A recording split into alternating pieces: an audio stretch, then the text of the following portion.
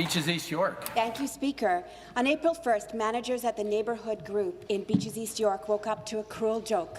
Out of the blue, they received a memo to let them know that the Youth Job Link program, funded by Employment Ontario, had been abruptly cancelled, effective immediately. This meant the immediate loss of a frontline worker whose job it was to help young people figure out how to get their first jobs, grow their job search skills, and plan a career. She was working with a caseload of 50 youth. This frontline worker lost her job with no notice. It just evaporated. On Friday, she had a job. On Monday, she didn't. Think about the cruelty of the process for a moment. For months, the neighbourhood group asked their contacts at Employment Ontario about the status of the program. For months, they were met with silence. Then, suddenly, the notice that it wasn't going to be coming.